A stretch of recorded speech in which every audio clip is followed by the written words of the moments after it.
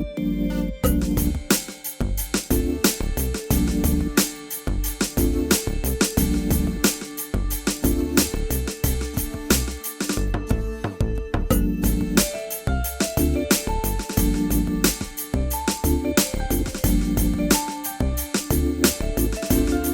everyone, it's Silesh Ram, AsianCultureVulture.com. We're here in London for a very special gala evening. It's recognising the Asian pioneers. People who've done a lot of things over the years are going to be recognised this evening. We're going to be talking to a few of them now. This dinner is organised by Tony Matharu of Integrity International. He's a hotelier. We're here at Tower Suites, the Minery, right next to Tower Bridge. It's a great atmosphere.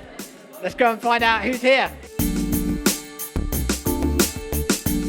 Why did you want to organise this special gala evening?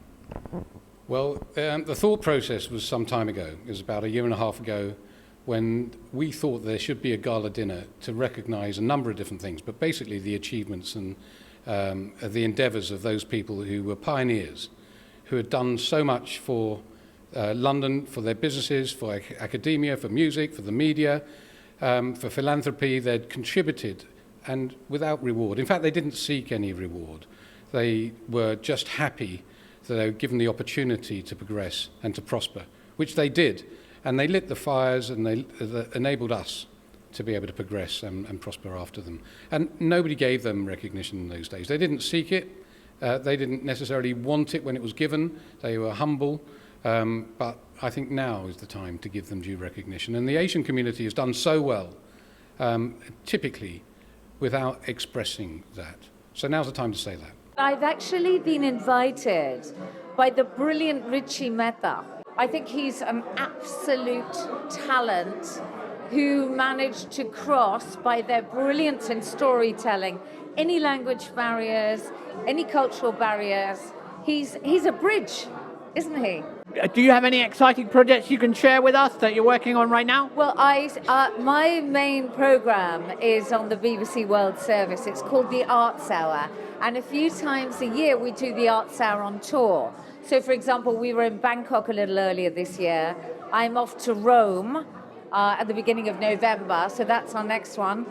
My program called My Ultimate Turkey is about to be shown on BBC World News. And I managed to, yay, there's Richie. We were just talking about you.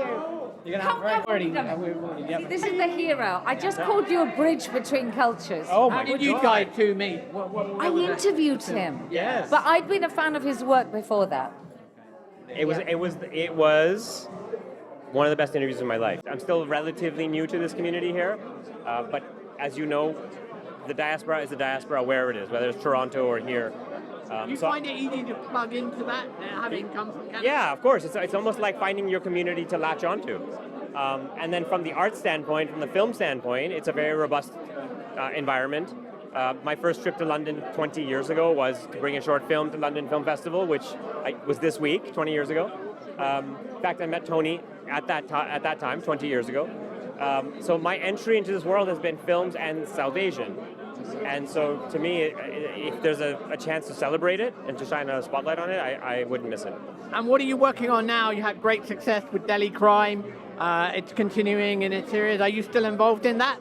I'm not involved actively on the day-to-day of that, but I'm very excited because it's still going and some amazing things coming.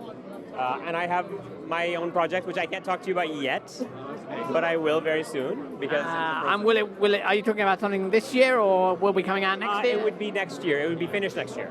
Yes, but I'm in the weeds now. I'm going to Broadway this Sunday. Yeah, we did a play, Oedipus, at Wyndham's Theatre in the West End.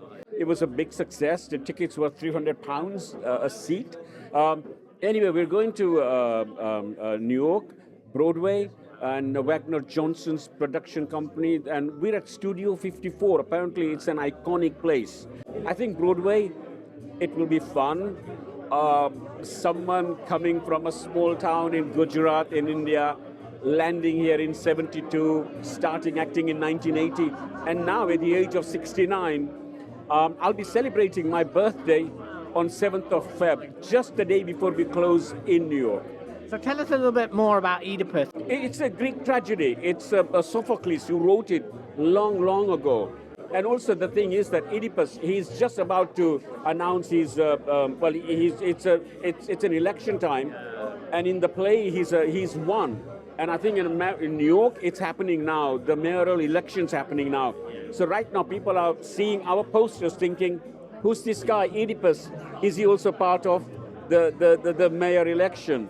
Irvin Iqbal, welcome to AsianCultureVulture.com. How are you this evening? Very, very well. Very excited to be here. It's lovely being invited.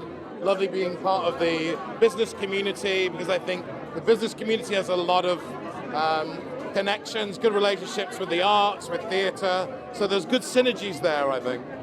And you work with equity, you've been a representative, you're putting the case about diversity representation in the arts world as an actor, as a performer.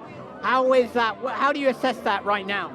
I'm putting you on. Well, I think there's still an issue in our industry in representation.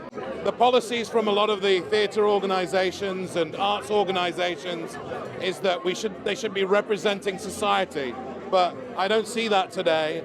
It seems to be very kind of marginalised still, and we're still fighting the good fight that there should be more and proportionate representation on our stages, in our theatres, on our televisions and on film. Are you still writing? What are you doing these days? Am I still writing? All the time. What else can I do? I'm good for nothing otherwise. You were I want to know what I'm writing? Yeah. Come on, tell us. I'm writing I've finished writing Bandit Queen 2, right?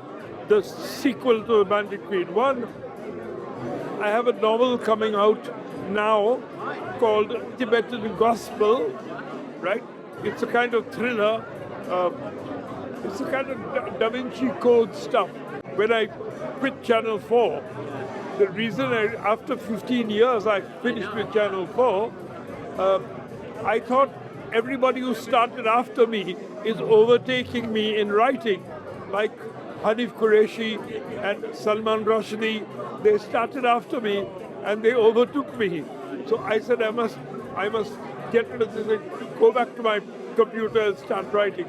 So I quit Channel 4 to continue to write, and it's worked. Tell us about Tongued on Fire. It's the longest running Asian film festival. Running South Asian Film Festival in London.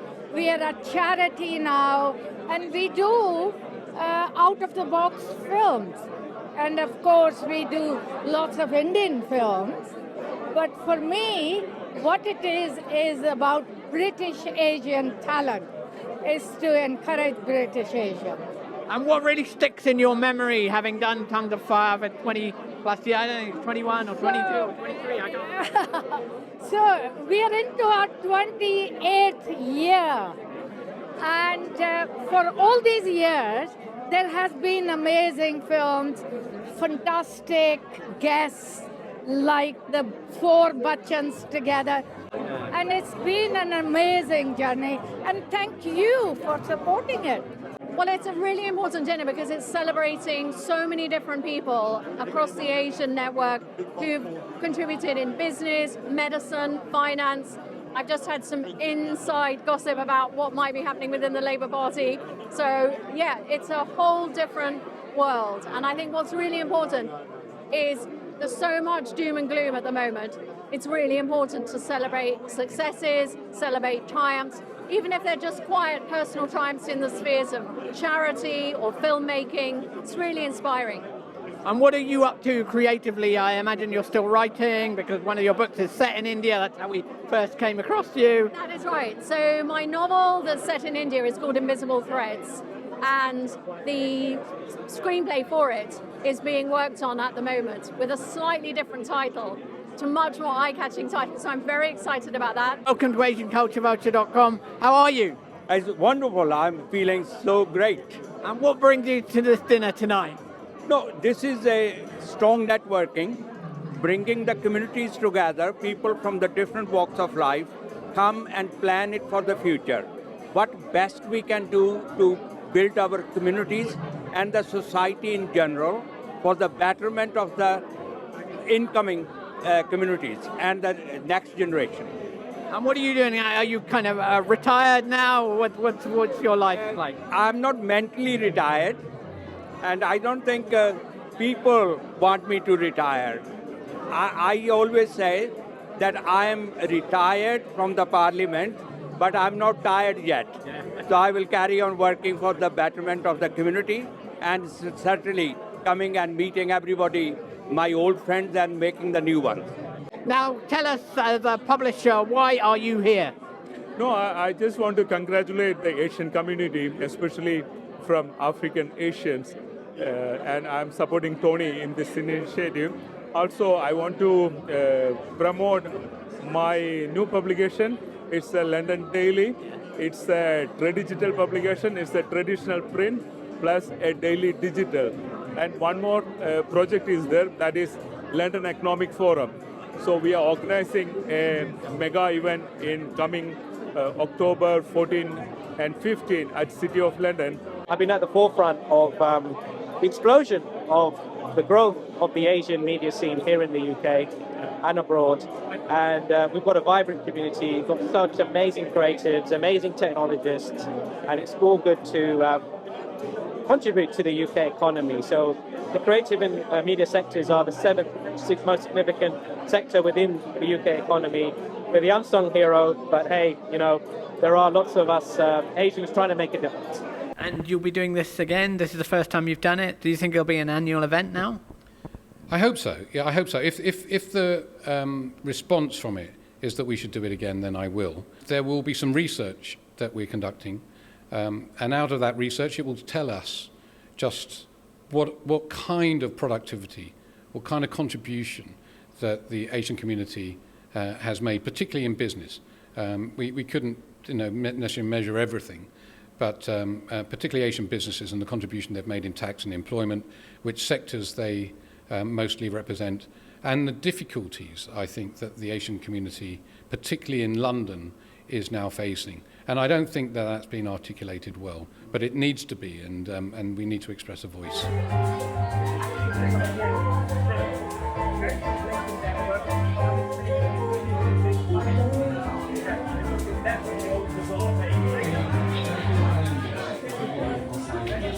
So that's a wrap, everyone. We're finished for this special gala evening organised by Tony Matharu, Integrity International at the Tower Suite. Keep it locked with AsianCultureVulture.com.